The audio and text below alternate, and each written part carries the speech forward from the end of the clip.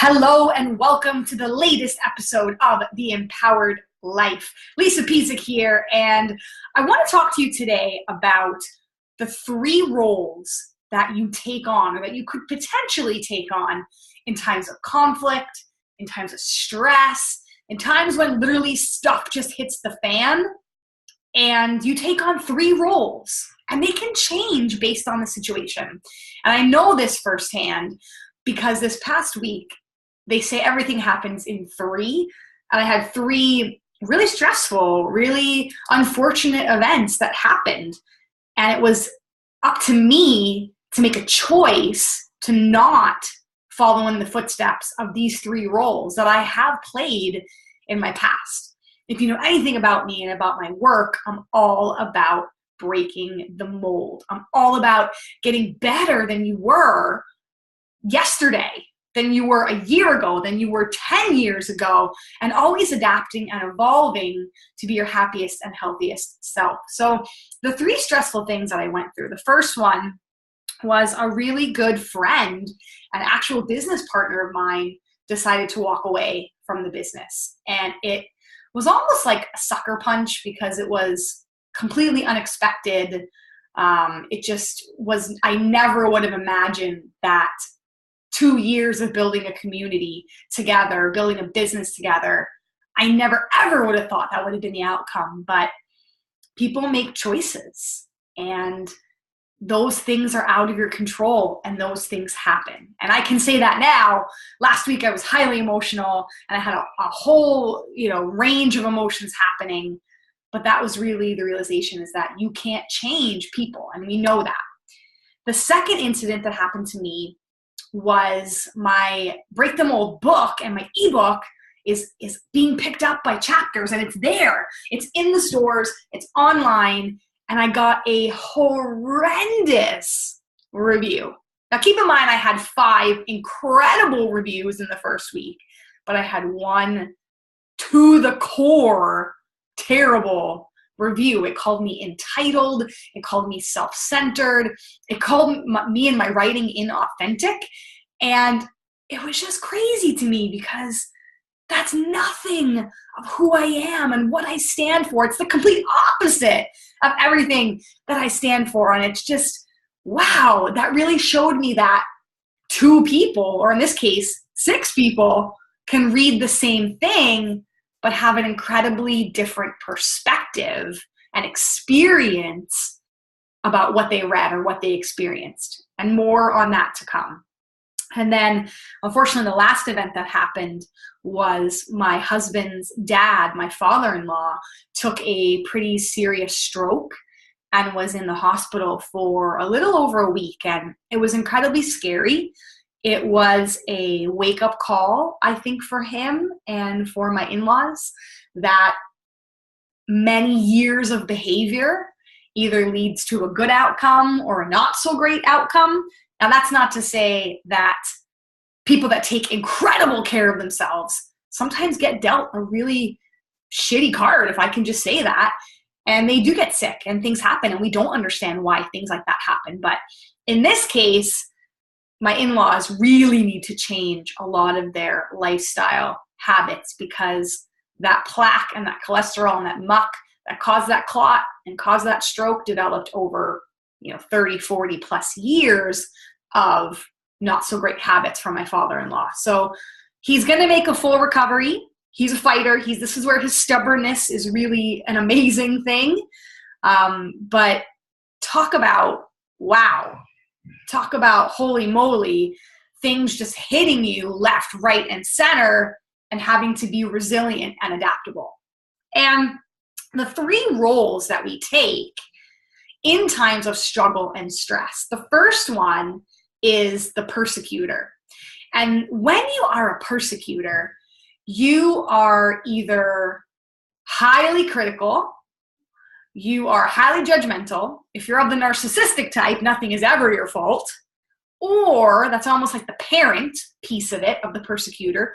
Or there's the child piece of the persecutor, where there's either the free child, which we can think about if you have children, you see how beautiful and happy and positive and loving and free and a free spirit they are. Something that I think as adults we keep trying to get back to. or you are the adapted child. And what does that mean? It means that you've had to act a certain way based on your upbringing in order to get approval, in order to survive, in order to just be able to adapt to your environment, whether it was healthy or not. And for me, I found myself not so much being the adult and being the critical or judgmental person, or even the free child. I found myself acting a little bit like the adapted child, and I went into defense mode, and I thought that everything was my fault.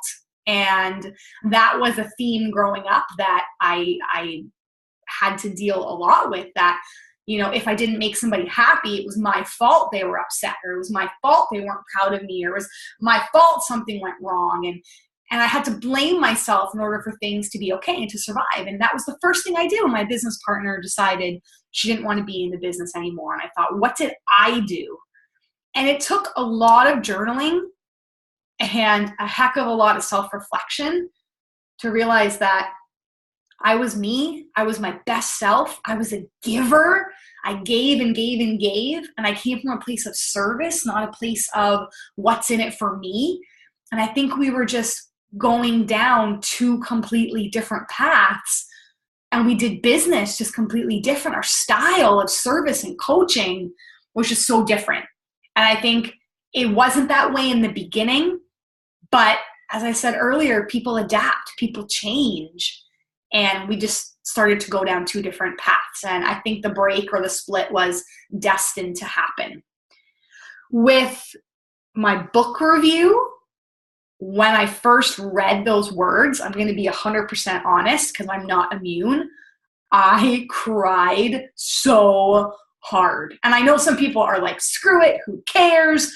You know, you're doing amazing things. I know I'm doing amazing things.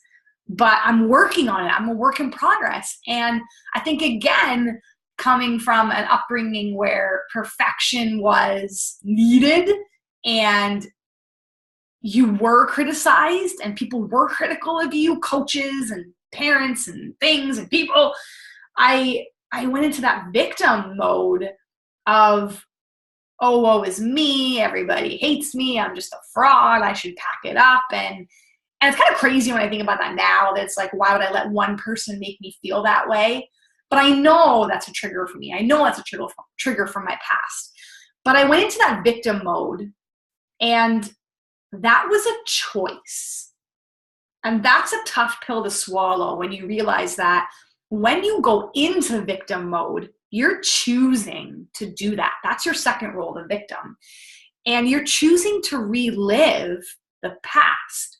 It wasn't so much the book review that I had a hard time digesting. It was that it triggered emotions and feelings from my past.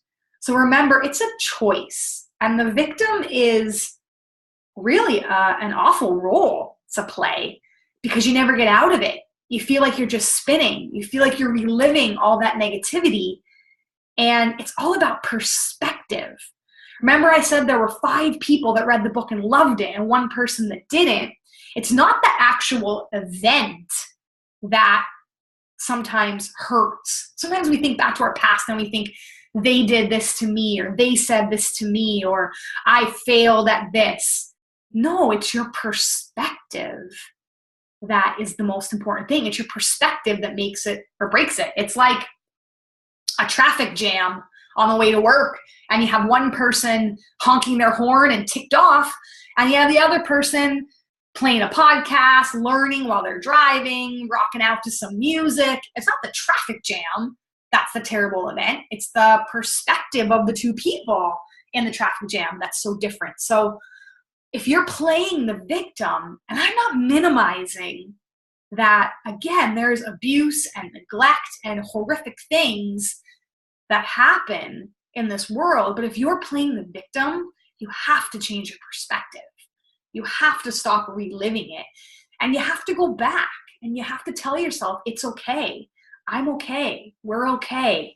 Everything's okay. It happened in the past. And you're going to grow and you're going to learn. You're going to move forward from it. And the last role we play, outside of the persecutor and the victim is the rescuer. And we see this sometimes in, affairs where someone's not getting the love and attention they need from one partner. So they feel that the person they're cheating with is the rescuer that comes in and saves the day. We see that sometimes with parents where one's the persecutor and one's the rescuer. And when my father-in-law took that stroke, I knew I didn't want to play that rescuer role, even though other parts of the family or people in the family did. They were sitting vigil at his bedside, taking off work. And yeah, the first couple days were quite scary, but he was making a full recovery. He was doing well. And what happens is when you are a rescuer, you become a people pleaser. You become the hero. You put other people's needs before you, no matter what. And you begin to lose yourself. And that's the slippery slope that you maybe don't realize when you become a rescuer. Those are the people that look in the mirror one day and go, holy crap, how did I put on 30 pounds? How do my clothes not fit? Or, man, I am severely run down and burnt out and sleep deprived. Those are the people that, without warning, even though the body and the mind has been giving you warning or giving that person warning, they've been ignoring it because they want to be the rescuer and the people pleaser. They all of a sudden, they go, boom, they hit that crash. Whether that crash is being sick, an illness, a medical event, a lost relationship, something breaks down because you've lost yourself. And myself as a mom and nurse and wife and trainer, it's so easy for me to put everybody else's needs before mine. And I used to be a huge people pleaser. And again, I think that goes back to that little bit of the adapted child in me, that it took me a long time to not feel guilt and not feel mom guilt and not feel wife and spouse guilt. If that's even a real thing. I think it is. And just not feel guilt about saying, this is what I need.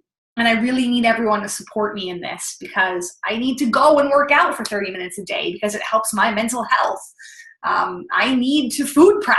I need to clean the house because when there's clutter, I'm like a raving lunatic and a crazy person and I can't take it. So I'm not afraid to put my needs first because when I'm in check, physically, spiritually, emotionally, then I don't have to be a rescuer. I can be an adult. I can be a supportive peer and I don't have to take on that role. So I just want to leave you with that. I know you may be in a time of conflict right now. You may be in a time of transition.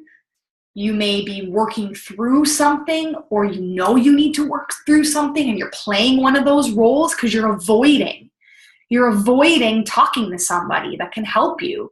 You're avoiding doing whatever it is that you know you need to do to get out of being a persecutor or a victim or a rescuer.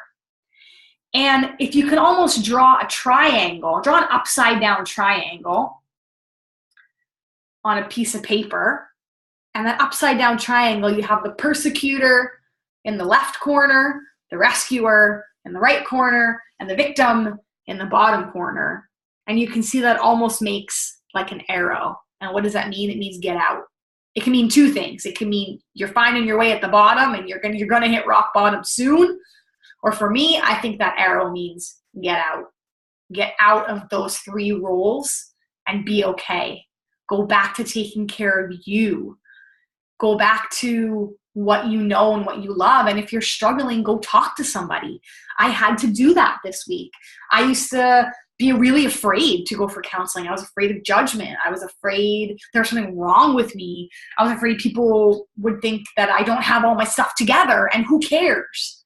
Because your mental health and your physical health and your spiritual health and your relationships and your family are so much more important than what people think about you. So if you're stuck in one of these roles and you don't know how to get out, that's why you hire a coach.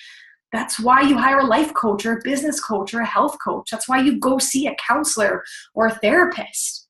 That's what those people's job is for. And I really want you to know that you're okay. I'm okay. You're okay. We're all okay.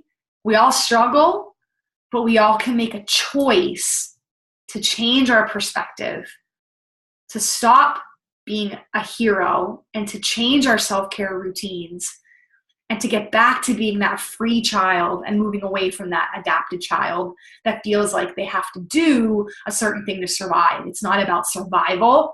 It's about living your happiest, healthiest self. I'm going to be okay. My family's going to be okay. It's all okay. And I wish that same peace and love and awesomeness for you. So thank you for tuning in. That's my latest episode of The Empowered Life, and I'll see you again next time.